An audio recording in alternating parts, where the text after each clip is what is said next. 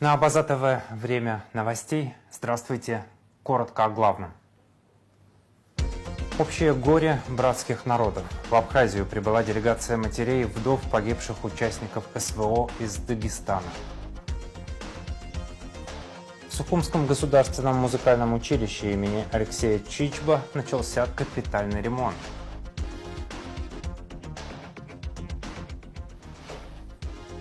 Сцена Русдрама превратится в жаркую Севилью. В рамках 8-го фестиваля Гранд-Опера Гала зрителям представят легендарную оперу Жоржа Бизе «Кармен». 15 июля исполняется 95 лет со дня рождения видного абхазского государственного и партийного деятеля, первого секретаря Абхазского обкома партии Бориса Адлейба.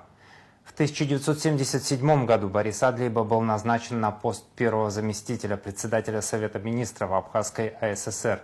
В 1978 в один из самых сложных периодов общественно-политической ситуации в Абхазии был назначен на пост первого секретаря обкома партии Абхазской АССР.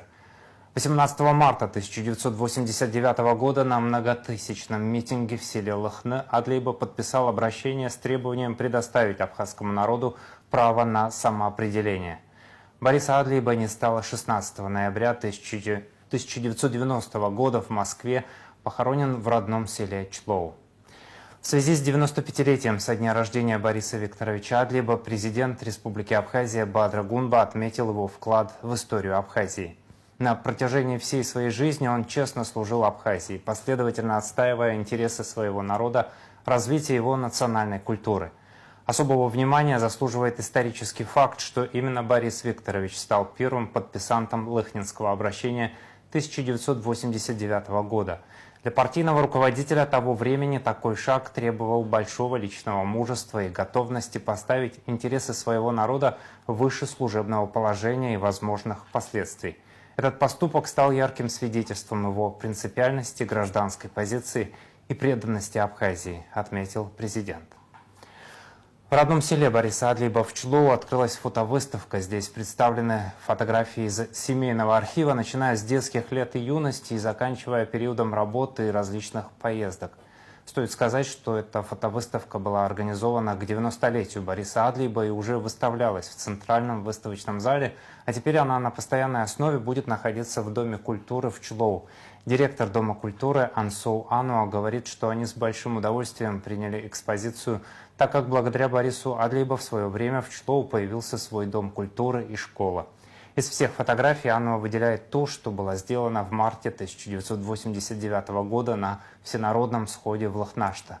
Тогда Адлейба, возглавляя обком Абхазии, первым подписал Лыхнинское обращение генеральному секретарю и ЦК Компартии СССР о восстановлении Абхазской ССР.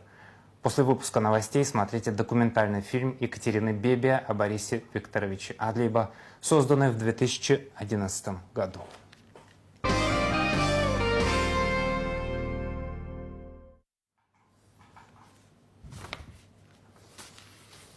Президент Бадра Гунба проинспектировал ход реконструкции центральной набережной в Гагре. Работы по восстановлению главного променада города-курорта начались после масштабного разрушительного шторма, нанесшего серьезный ущерб прибрежной инфраструктуре. На данном этапе строители уже полностью реконструировали участок набережной протяженностью 1700 метров. Общая площадь обновленного покрытия пешеходных зон составила 10 200 квадратных метров. Объем финансирования текущих работ составил 136 миллионов рублей. В ходе модернизации объекта строители полностью заменили инженерные сети, уложили прочные износостойкие покрытия и установили современные линии освещения, защищенные от агрессивного воздействия морской соли. В рамках дальнейшего развития планируется продлить набережную еще на 900 метров. Проект предусматривает возведение 2 пешеходных мостов, а общая площадь новой благоустроенной территории составит 3600 квадратных метров. Бадра Гунба подчеркнул высокое социально-экономическое и туристическое значение объекта для всей республики. В селе Багрыбста после 30-летнего перерыва открылся восстановленный детский сад Ашана. В селе Багрыбста состоялось торжественное открытие детсада. Социальный объект приступил к работе после более чем 30-летнего простоя. Масштабный проект по реставрации здания был реализован силами армянской общины Абхазии совместно с администрацией Гагрского района. Общая стоимость работ составила 25 миллионов рублей, из которых 2 миллиона были выделены напрямую из бюджета Гагарского района. Строители полностью обновили конструкцию здания, установили современное кухонное и учебное оборудование, а также завезли новую мебель. Президент Бадра Гунба посетил университетскую базу в селе Багрыбста, где в настоящее время проходят летнюю производственную практику студенты Абхазского госуниверситета. Глава государства лично пообщался со студентами факультета биологии и биомедицины. Будущие специалисты рассказали президенту, что на этой специализированной учебной базе они на практике закрепляют полученные теоретические знания. В рамках 10-дневного полевого курса студенты занимаются исследованием местной флоры, собирают и определяют виды растений, профессионально их высушивают для гербариев, а также составляют подробные научные описания каждого образца. Президент высоко оценил вовлеченность и искренний интерес студентов к выбранной профессии. Он отметил важность такой практической подготовки для развития отечественной науки и пожелал ребятам успехов в дальнейшей учебе и полевых исследованиях. Бадра Гунба в ходе рабочей поездки в Гагарский район посетил детский лагерь «Апейпш» на базе Гагарского лицея-интерната. По инициативе Министерства просвещения в Гагарском лицее-интернате и Чумчирской школе-интернате в летний период размещается детский лагерь «Апейпш». В ходе работы лагерей планируется участие 800 детей в возрасте от 12 до 17 лет. Глава государства пообщался с детьми, педагогами и воспитателями. Он отметил важное значение данной инициативы для всестороннего развития подрастающего поколения. Президент также посетил новый детский сад «Абырлаш» в городе Гагра. Здесь ввели в эксплуатацию новый детсад. Строительство и обустройство важного социального объекта финансировалось полностью за счет средств местного бюджета. На реализацию проекта из бюджета Гагарского района было выделено 60 миллионов рублей. Работы на объекте велись с начала 2023 года. В результате в городе появилось современное комфортабельное здание, полностью готовое к приему воспитанников и укомплектованная всем необходимым образовательным и бытовым оборудованием. Новое дошкольное учреждение рассчитано на 4 группы и сможет принять 80 детей, что позволит заметно сократить очередь в детские сады города Гагры. Руководителем детсада назначена Нала Ласурия. Президент Бадра Гунба принял участие в церемонии открытия детского сада в Пицунде. Глава государства, министр просвещения Хана Гунба и глава администрации Гагарского района Юрий Хагуша смотрели помещение, прилегающую территорию с игровыми площадками и зонами отдыха, пообщались с педагогами и детьми. Дошкольное учреждение было отремонтировано за счет средств инвестиционной программы социально-экономического развития Абхазии. Стоимость проекта 102 миллиона рублей. Детсад рассчитан на 6 групп по 20 детей. Как рассказала директор детсада Мирабелла Квачахия, до этого дня в Пицунде работало только одно дошкольное учреждение, и вопрос нехватки мест в городе стоял остро. Комфортабельный школьный автобус направлен в село Бармаш по поручению президента. Министр просвещения Хана Гунба выразила благодарность губернатору Санкт-Петербурга за передачу школьного автобуса для села Бармаш Гудаутского района. По ее словам, организация транспортного подвоза учащихся остается ключевой задачей из-за отсутствия образовательного учреждения в самом населенном пункте. Ранее в ходе встречи главы государства с представителями села поднимался вопрос транспортной доступности. Из-за отсутствия школы в селе дети вынуждены ездить на учебу в соседние села или в районный центр, что создавало серьезные проблемы. Президент пообещал помочь в решении этого вопроса. В рамках договоренности один из автобусов, прибывших в республику в составе новой партии спецтехники из Санкт-Петербурга, был передан селу. Хочется поблагодарить губернатора Санкт-Петербурга за такой подарок селу Бармаш. Я хочу отметить, что с этого села на сегодняшний день 18 школьников ездят в Бзыбскую первую школу. Безусловно, я должна отметить, что здесь рядышком на территории Гудаутского района есть замечательная сельская адхарская школа. Здесь прекрасный педагогический состав. Но из-за отсутствия в данном селе школы мы вынуждены обеспечивать подвоз детей в другие школы. Также мне хочется подчеркнуть, что сельские дети ничем не уступают в успеваемости по общеобразовательным стандартам. Мы это видим и по результатам учебного года, по количеству медалистов. Я с гордостью хочу отметить, что одна из 5 медалисток этого учебного года – это девочка-выпускница Бзыбской первой школы. Она живет в этом селе, в селе Бармаш, Бения Валерия, которой мы гордимся. Это еще раз подчеркивает и говорит о том, что в сельских школах, в селе можно получить качественное образование. Общее горе, сблизившее два дружественных народа. В Абхазию прибыла делегация матерей и вдов погибших участников специальной военной операции из Дагестана, представляющих Дагестанскую региональную общественную организацию «Сила в единстве». Эта встреча с движением матери Абхазии за мир и социальную справедливость организована в рамках проекта «Сохраняя в памяти» при поддержке Российского фонда президентских грантов. Главная цель поездки – передача уникального многолетнего опыта поддержки семей военнослужащих и оказания психологической помощи тем, кто прямо сейчас переживает тяжелейшую утрату. Подробнее Арестит Каракасиди. Абхазию и Дагестан связывают давние культурные и исторические нити, но сегодня эти связи скрепляет общая глубокая боль. В Сухуми встретились женщины, чьи сыновья и мужья встали на защиту Родины. Принимающая сторона движения матери Абхазии за мир и социальную справедливость уже более 30 лет помогает семьям погибших воинов и готова делиться этим опытом. Вот эта дружба продолжается. Это очень важно, что вы захотели и продолжать, что ли, с нами общаться, встречаться, перенимать этот опыт. К сожалению, горький опыт, но с другой стороны, вот сегодня вы рассказывали свои истории, они абсолютно созвучны нашим. Это такие же, значит, тяготы, которые вы перенесли, это та же боль материнская. В ответном слове руководитель Дагестанской региональной общественной организации «Сила в единстве» подчеркнула, такие встречи жизненно необходимы женщинам, которые прямо сейчас проходят через тяжелейшие испытания. Для меня большая честь, они, несмотря на вас, учатся жить, вы даете им очень дельные советы и как пережить эту боль. И, конечно, такие встречи очень важны нам, важны нашим женщинам. К сожалению, нас очень много. Вы, как видите, мы сейчас на этот раз привезли других матерей и погибших ребят. Конечно, очень многие хотели, желали, пишут, спрашивают, как проходит ваша встреча. Вам огромное спасибо за вашу теплоту. На самом деле здесь так тепло, прям как у себя дома. За ваше дружелюбие, за ваше гостеприимство. Огромное вам спасибо. И большой привет от дагестанского народа, от дагестанских матерей, жен, вообще от всего Дагестана. Встреча проходит в рамках проекта «Сохраняя в памяти», поддержанного Фондом президентских грантов. Программа визита сочетает в себе как глубокую психологическую реабилитацию, включая тренинги на основе форум-театра и работу с внутренними ресурсами, так и знакомство с Абхазией. Гости уже почтили память погибших героев у мемориала славы в Сухуми. А впереди их ждут поездки по святым местам нового Афона. Спасибо за теплые слова. Мы очень вам благодарны, несмотря на то, что нам пришлось пережить, то, что потеряли мы родных. Мы как-то стараемся вот так выезжать с матерями, с супругами погибших участников, как-то отвлечься.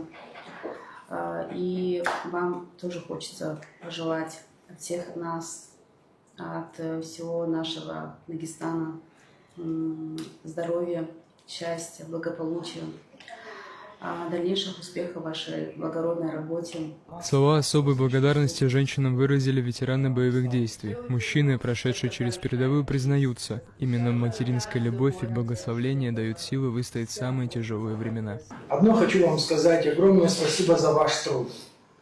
Все мои слова сейчас ничего, не значит ничего абсолютно перед тем героизмом, который совершили вы. Воспитать и отдать свое дитя на защиту страны Родины. Здесь колоссальный пример матерей-героинь. Мы это видели, мы вот росли в этом. Когда наши мамы, они не только мамы погибших бойцов, они наши мамы. У общего горя нет национальности и границ. Опыт абхазских матерей, переживших потерю близких, сегодня помогает их дагестанским сестрам найти в себе силы жить дальше, сохраняя память о павших героях и согревая друг друга душевным теплом. Арестит Каракасиди, Владимир Капуза, Абаза ТВ. Участок автомобильной дороги, ведущей к высокогорному селу Псху, размыло в результате обильных осадков. Потоки воды отрезали транспортное сообщение с Псху, оставив его без автомобильной связи, рассказал Апснепресс начальник пожарно-спасательного поста МЧС в селе Сергей Зинченко. Это примерно в 8 километрах от села в сторону Ауатхары. Из-за аномальных осадков поднялся уровень воды в речке и размыло около километра дороги. Также пострадали огороды людей, где они выращивали кукурузу, картофель, разные овощи, отметил Зинченко. Он также подчеркнул, что в настоящее время автомобильное сообщение прервано, дорога перекрыта, а для ликвидации последствий стихии и возвращения реки в русло требуется привлечение тяжелой спецтехники. Глава администрации Сухумского района Алхас Читанава сообщил «Спутник», что он уже уведомил руководство республики и занимается поиском необходимой техники, топлива и транспорта для доставки в высокогорное село. Читанава также отметил, что с продовольствием и медикаментами проблем нет и людей, нуждающихся в эвакуации. К вечеру планируется организовать доставку спецтехники для ликвидации последствий стихии. В Сухумском государственном музыкальном училище имени Алексея Чичба начался капитальный ремонт. Работы на объекте историко-культурного наследия ведутся в рамках инвестиционной программы содействия социально-экономическому развитию Абхазии при финансовой поддержке Министерства культуры России. На полное обновление старейшего учебного заведения, включая замену инженерных сетей и закупку новых инструментов, выделено 300 миллионов рублей. С места событий репортаж Заура Кварчи.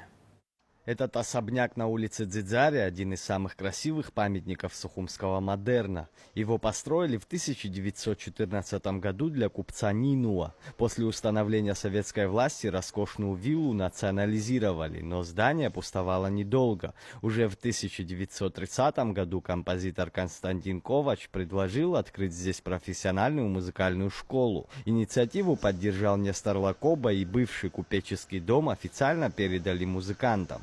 Именно в этих стенах зарождался первый симфонический оркестр страны, собирался легендарный этнографический хор и формировалась вся музыкальная элита Абхазии. Сегодня вместо привычных звуков фортепиано и скрипок здесь гремит строительная техника. В историческом здании начался большой капитальный ремонт, но его вековая история продолжает жить даже под шум строительных работ. История огромная. Здесь воспитывались практически все абхазские музыканты, и композиторы, и исполнители. Можно назвать очень много имен. Это и Костя Ченгеля, и Чичба, Петр Петров, который работает по сей день. Очень много исполнителей, среди них Марина Шамба, Алла Утерба. И современные выпускники, вы знаете, всемирно известную певицу Хиллу Герзмава, Алиса Гицба, Лука Агаделия, наш органист, который прославляет Абхазию и здесь, и за рубежом. Училище может гордиться своими достижениями, своим 95-летним трудом, можно сказать. Здесь работают одни из лучших профессионалов, педагогов, которые продолжают воспитывать детишек.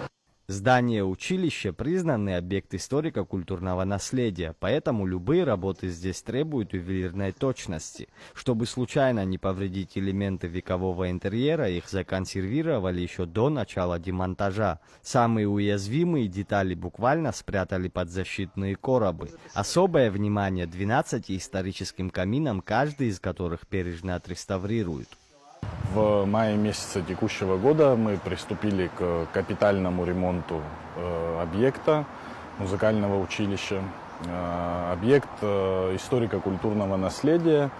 В связи с этим мы в тесном взаимодействии с Управлением охраны историко-культурного наследия полностью проводим капитальный ремонт. В планах восстановить все в первозданном виде, то есть и цветовая гамма, цветовая палитра в обязательном порядке будет соответствовать первозданному виду. На первых этапах, на этапах демонтажа это все было очень надежно защищено. Мы обшили это коробом. То, что касается плитки, она покрыта у нас на сегодняшний день фанерой, для того, чтобы, не дай бог, какой-то инструмент не уронили и не повредили. А впоследствии, скорее всего, будет это все подвергаться обработке, цикловке и восстанавливаться максимально, вот насколько это возможно, в первозданном виде. Еще один важный элемент – это окна. Во время прошлого косметического ремонта сюда установили дешевый белый пластик, который сильно испортил исторический облик. Теперь заказчики обещают исправить эту ошибку и вернуть фасаду благородный вид. По, опять-таки, предписанию Управления историко-культурного наследия в первозданном виде будут восстанавливаться входная группа, лестница. И в том числе на фасаде здания после проведения текущего даже ремонта были заменены оконные дверные проемы и были установлены обычные белые пластиковые, значит, проемы. Ввиду этого лично президент дал поручение, чтобы это было восстановлено в том первозданном виде, как это было изначально. Будут ставиться дубовые окна, которые будут полностью повторять ту архитектуру, которая была изначально. У нас сохранились старые фотографии, и в этом же направлении мы будем это все дело восстанавливать. Ремонт финансирует Министерство культуры России. Бюджет проекта 300 миллионов рублей. На эти деньги полностью обновят коммуникации, установят современное отопление и вентиляцию. Преобразится и прилегающий двор. Здесь уже снесли ветхие постройки, чтобы освободить место под будущую зеленую зону отдыха. Но главные проблемы ждали рабочих внутри. Когда строители вскрыли полы, выяснилось, что вековые деревянные перекрытия практически полностью сгнили. На текущий момент, значит, полностью выполнены демонтажные работы. Уже приступили к монтажу электрической проводки. Полностью меняются все старые обветшалые, значит, коммуникации или энергоснабжения объекта. Проводятся работы по устройству системы отопления. Здесь предусматривается централизованная система отопления через котельную. Вот на текущий момент, значит, столкнулись с тем, что перекрытие между первым и вторым этажом, оно уже подверглось воздействию воды и начало прогнивать. В связи с чем было принято решение, значит, заменить полностью это покрытие, в том числе сделать бетонное перекрытие, чтобы влага не проходила в основные помещения. Сейчас в училище и музыкальной школе при нем занимается 170 детей. После ремонта здесь откроют классы, которые пустовали еще со времен войны. Место станет больше, а значит сбудется и давняя мечта педагогов открыть полноценное ударное отделение. Очень радует, что все, что здесь было, да, вот сохраняется, и пол, вот эта плитка, которая уже более 100 лет, будут реставрированы камины. Для нас это тоже очень важно, они очень красивые, это изразцовые плиты. Ну и, конечно, откроется много классов, которые были закрыты после войны, потому что они были в состоянии непригодном. И благодаря этому мы можем открывать новое отделение. Вот мы давно мечтаем открыть. У нас, в принципе, функционируют все отделения, кроме ударных инструментов. И благодаря помощи российской будет приобретена аппаратура ударная, все, что необходимо для этого, откроются классы. И я думаю, что многие детишки захотят прийти к нам учиться. Учебный процесс из-за стройки останавливать не будут. На время ремонта студентов обещают распределить по другим площадкам. Официально сдать объект должны к следующему году. Однако строители уверяют, что постараются закончить все основные работы уже к концу декабря. Заур Кварча, Владимир Капуза, Абаза ТВ. К 2510-летию нашей столицы благотворительный фонд первого президента Абхазии переиздал книгу Анзора Агума «Старый Сухум». Она посвящена градостроительству столицы, история которой насчитывает более 2,5 тысячелетий. История градостроительства Сухума в период 19-го, начала 20 века представляет большой художественный и научный интерес. В книге описана история более сотни зданий Сухума, объектов градостроительства, в основном гражданской архитектуры. Кроме того, здесь представлена история создания парков, садов и площадей города, культовых сооружений промышленности, школ, санаторно-курортных объектов государственного и частного строительства. Автор касается темы архитектурных стилей, а также создателей и пользователей градостроительной архитектуры Сухума того периода. Каждый из объектов снабжен иллюстрацией с текстовым сопровождением. Книга предназначена для широкого круга читателей, историков, архитекторов, студентов, журналистов и просто любителей истории Абхазии, в частности Сухума. Вышел в свет сборник научных статей Второго Абхазского форума молодых ученых. Сборник тезисов докладов Второго Абхазского форума молодых ученых вышел в свет под грифом Академии наук Абхазии.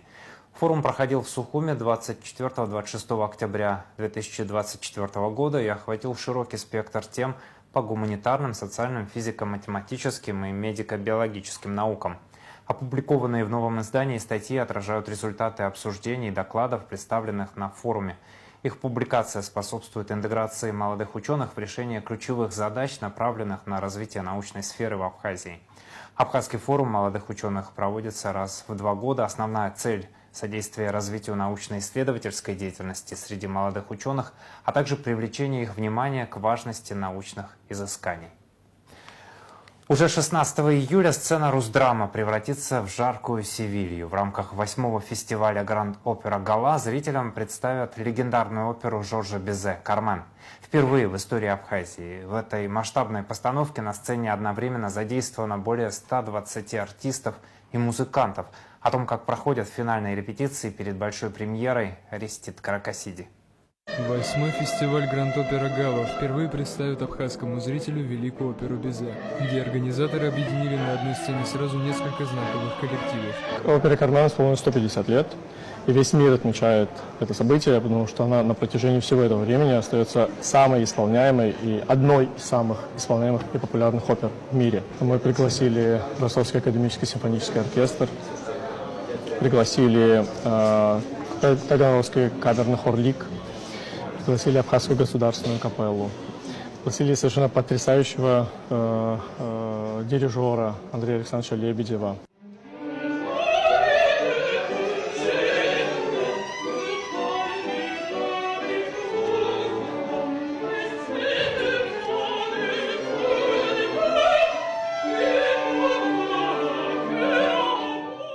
Разместить на сцене одновременно 120 человек – задача сложнейшая. Режиссер Лейсан Сафургулова выбрала формат semi-stage – полуконцертную версию, где оркестр находится прямо на подмостках, а отсутствие громоздких декораций компенсируется масштабной мизансценой. Эта опера будет в формате semi-stage, да, это такая полуконцертная версия. Я думаю, что нам все равно удастся передать все те эмоции, которые мы закладывали, потому что у нас замечательный состав артистов. Несмотря на то, что вы не увидите каких-то больших декораций, да, на этом спектакле, несмотря на то, что на заднем фоне будет сидеть симфонический оркестр, все равно здесь и сейчас будет происходить настоящая жизнь. Солисты Абхазской государственной филармонии признаются, сыграться с огромным коллективом пришлось буквально за несколько дней. Так сказать, небывалая ситуация, когда нам нужно очень быстро скооперироваться, всем вместе. Очень много человек участвует в постановке, около 100. И поэтому нам всем нужно сработаться в максимально сжатые сроки. И, конечно, здесь все большие профессионалы, все люди, у которых уже есть опыт немалый. Особая нагрузка легла и на юных артистов. 9-летняя Ксения Кубахи исполняет сразу 2 абсолютно разные роли и параллельно справляется со сложной партитурой на французском языке. У меня 2 роли. Я играю сначала хор мальчишек, а потом играю уже обычную девочку цыганскую. Я всегда стараюсь приходить вовремя на репетиции, потому что если ты не пришел, я считаю, что ты пропустил полспектакля. Свои характерные особенности есть и у других ключевых персонажей. Солистка Абхазской филармонии Нана Черкези исполняет партию Микаэлы, невесты Хозе. На первый взгляд кроткая и робкая девушка на самом деле оказывается одной из самых сильных героинь этой истории. Я исполняю партию Микаэлы, невесты Хозе. Скромную крестьянку, влюбленную, безумно влюбленную в Хозе. Но она по характеру, кажется, что она такая спокойная и робкая, а на самом деле я считаю, что она один из самых сильных персонажей в опере, потому что она не боится идти за своей любовью даже в те страшные места, в горы, одна, чтобы спасти Хозе и вернуть его домой к маме. Образ самой роковой цыганки на сухумской сцене воплощает Светлана Кощурина. Она отметила, горячий абхазский климат и южный темперамент создают 100% ощущение жаркой Испании. В полном восторге от, конечно же, от природы, от климата, от вашей красоты страны и людей. Вот. И очень здорово, что так совпало, что такую жаркую, страстную оперу мы поем. У меня впервые такой опыт. Действительно, в жаркой тоже страстной стране. Такое ощущение, что я тоже где-то в Испании нахожусь, потому что все такие горячие, заряженные. Хор вот прекрасный, капелла абхазской, оркестр ростовский, тоже южане. В общем, у нас сложилось все, мне кажется. Управляет этим огромным музыкальным механизмом дирижер Андрей Лебедев. Именно от его жеста зависит градус эмоций на сцене. За 3 часа зритель должен пережить весь спектр чувств от безумной любви до роковой неизбежности. В опере мы все смотрим как бы через витражное стекло, все утрированное, все через лупу. Поэтому эмоции находятся на самом пике своего развития. И мы надеемся, что публика оценит, как бы примет эти эмоции, уйдет заряженной. И на эти 3 часа, пока идет спектакль, мы все немножко поднимемся над теми ежедневными проблемами, тем бытом, который нас окружают, и приблизимся к чему-то высокому. Мы постараемся поцарапать струны души.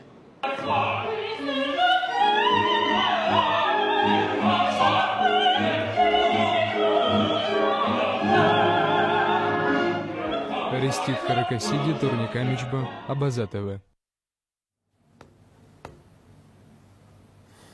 О спорте. В Краснодаре прошел престижный шахматный турнир на приз главы города Евгения Наумова. Мероприятие собрало более 500 участников и отличалось масштабным призовым фондом 1 миллион рублей.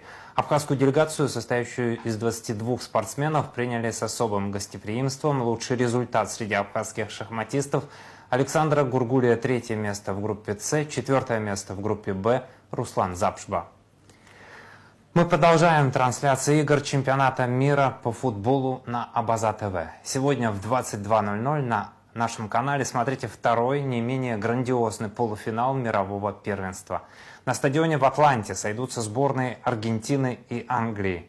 Это будет принципиальное и жаркое противостояние Месси и Беллингема, в котором решится судьба последней путевки в финал. Не пропустите. Внимание, в связи с трансляцией футбольного матча Аргентина-Англия. Повтор вечернего выпуска новостей выйдет в эфир только в 8 утра на следующий день. Сейчас о погоде.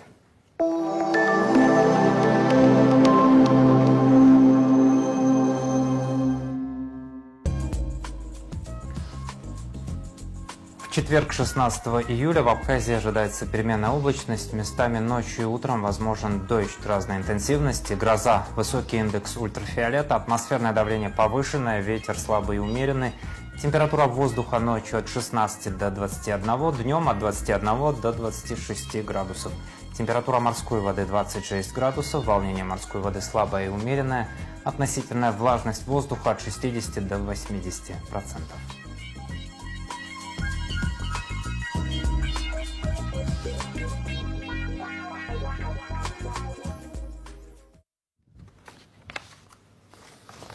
На этом выпуск завершен. За развитием событий следите на Абаза ТВ. До новых встреч в эфире.